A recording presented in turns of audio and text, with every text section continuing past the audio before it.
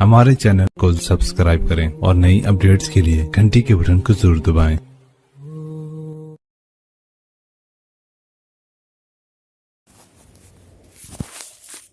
बिस्मिल्लाहिर्रहमानिर्रहीम। अस्सलामु अलैकुम। नाज़रीन इकराम, आप देख रहे हैं जमजम ग्राफी।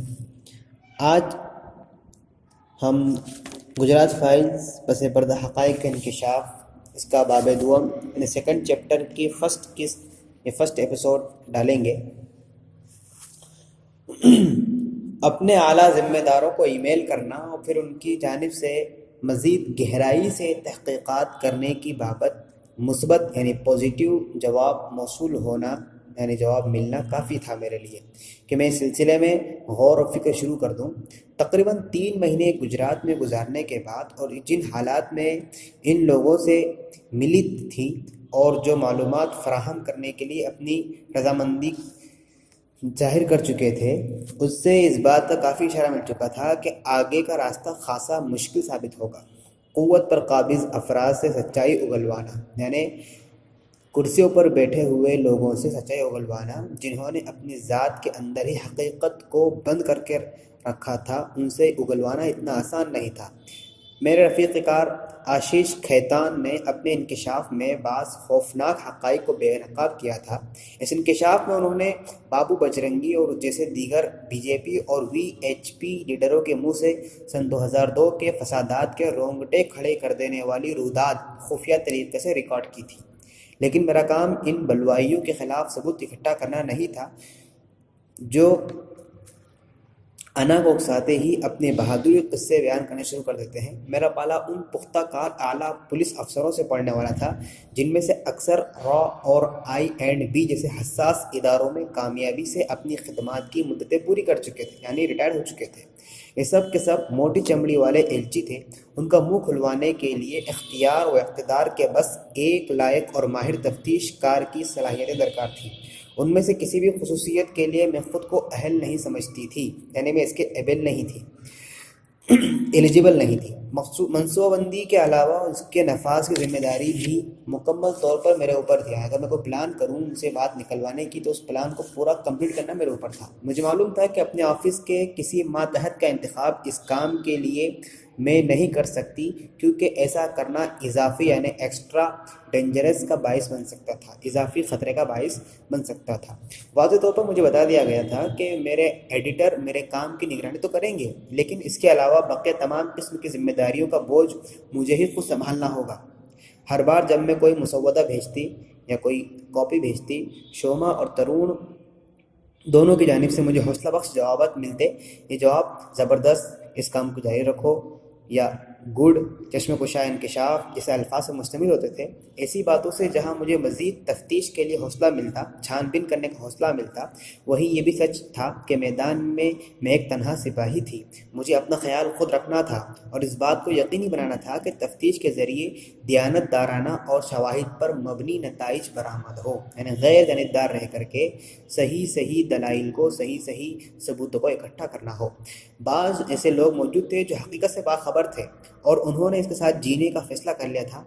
वो ज़िंदगी ऐसे गुजार रहे थे गोया 2002 की सियासी खुरेज़ी कभी उनके कैरियर का हिस्सा न रही हो। तहलका जैसे तफ्तीशी इदारे की सहाफ़ी की हैसियत से मैं जानती थी कि हर वो दरवाज़ा जहाँ से मदद हासिल हो सकती थी मेरे लिए बंद था। मेरे सामने बस एक ही रास्ता बच गया था, जिसका इस्तेमाल सच्चाई की तलाश में सरगर्दा हर सहाफ़ी आखिरी चारे कार के तौर पर करता है, यानी अंडर कवर हो जाना। महज 26 बरस की थी एक लड़की, वो भी मुसलमान, अपने तशख़्ख़ुस यानी अपनी पहचान के सिलसिले में कभी भी पुरख्याल नहीं रही। लेकिन जब मामला ऐसी रियासत का हो जो मजहबी खतूत पर बढ़ता हुआ यानी धार्मिक स्तर पर बढ़ता हुआ हो, तो उन बातों को बड़े एहतियात के मुहतात अंदाज में ख्याल रखना ज़रूरी था। मुझे अपने घर वालों को बताना ज़रूरी था कि मेरी शनाख्त क्या होगी, मेरी पहचान क्या होगी, क्या किसी ताउन, किसी की हेल्प के बग़ैर ये काम कर पाऊँगी। मेरा एक मारूफ मास कम्युनिकेशन कोर्स करना ऐसे मौके पर काम आया। मेरे हम जमातों यानी क्लास फेलोज़ में कुछ ऐसे लोग भी थे जो अदाकार बनने का शौक़ रखते थे और फिल्म इंडस्ट्री में उन्होंने अपनी एक पहचान बना ली थी। अदाकारा रिचा चड्ढा, जो मेरी हम जमात रह चुकी थी, क्लास फेलोज़ थी, اور اب ایک بہترین اداکارہ بن چکی ہے۔ اس نے حال ہی میں اپنے ایک انٹرویو میں کہا تھا کہ اس نے بطور صحافی میرے کیریئر گراف اور تجربات کا انتخاب ایک فلم کی تیاری کے لیے کیا تھا جس میں اس کو ایک رپورٹر کا کردار ادا کرنا تھا۔ ایسی ایک دیرینہ ملاقات یعنی لمبی ملاقات والی فون کال میں نے دوسرے قریبی اداکار دوست کو کی، اس کی مدد سے اس کے میک اپ مین سے ملنے کا وقت لیا۔ دوسرے دن ممبئی کے ارد گرد میں واقع ایک اسٹوڈیو میں چائے کی چسکیوں کے ساتھ اپنے لیے مناسب بناوٹی بال یعنی وگ حاصل کرنے کی تکنیکی باریکیاں سیکھ رہی تھی۔ میک اپ آرٹسٹ جو ایک تجربہ کار بزرگ نکلے، انہوں نے اپنے اسٹاک میں موجود ذخیرے میں سے میرے اوپر کچھ وگ آزمائے۔ وگ لگانے سے میرا حلیہ تو الگ نظر آنے لگا، شکل تو الگ دکھنے لگی، لیکن کچھ ایسا تھا جو بناوٹی اور اچھا نہیں لگ رہا تھا۔ وگ کے ذریعے حلیہ بدلنے کا خیال اچھا نہیں لگا، اس لیے اسے چھوڑ دیا۔ مجھے خیال آیا کہ اس سے بہتر یہ ہوگا کہ مکمل طور پر اپنی پہچان ہی بدل لی جائے۔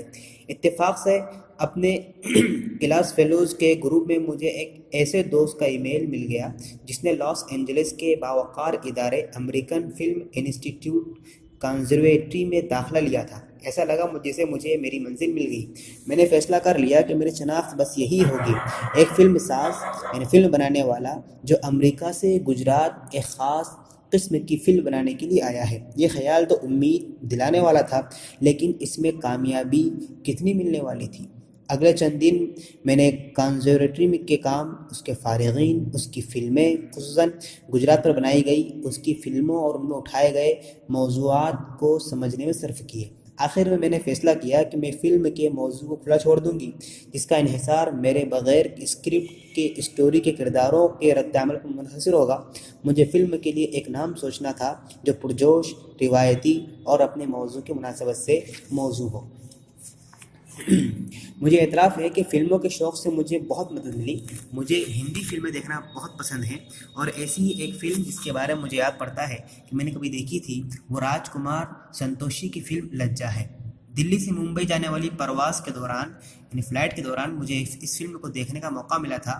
عورتوں کے مضبوط کردار اس فلم کی جان تھے۔ مادھوری دیکشت، منیشا کوئرالہ سمیت تمام کرداروں نے زبردست طریقے سے اپنے فن کا مظاہرہ کیا تھا۔ اس فلم میں کوئرالہ نے میتھلی نامی عورت کا کردار ادا کیا تھا جو جنس اور ذات کی بنیاد پر یعنی سیکس اور کاسٹ کی بنیاد پر ظلم کی چکی میں پسنے والی بھارتی عورتوں کی زندگیوں کا حال جاننے کے لیے ملک کے طول و عرض یعنی پورے ملک میں سرگردہ رہتی تھی۔ سری رام کی بیوی سیتا کا نام بھی میتھلی تھا۔ اس نام کی کشش نے مجھے اپنی طرف کھینچ لیا جب میں دوسرے کسی ایسے نام کی تلاش میں لگی ہوئی تھی جو عوام میں مانوس بھی ہو، جانا پہچانا بھی ہو، اور سماجی اونچ نیچ سے جڑے القاب سے قدرے مختلف بھی ہو، تھوڑا الگ بھی ہو، یعنی نہ تو وہ برہمن طبقے کی عکاسی کرتا ہو نہ ہی دلت طبقے کی۔ تبھی میتھلی تیاگی کا جنم ہوا۔ میرے وزٹنگ کارڈ پر لکھا تھا میتھلی تیاگی، آزاد فلم ساز، امریکن فلم انسٹیٹیوٹ کنزرویٹری۔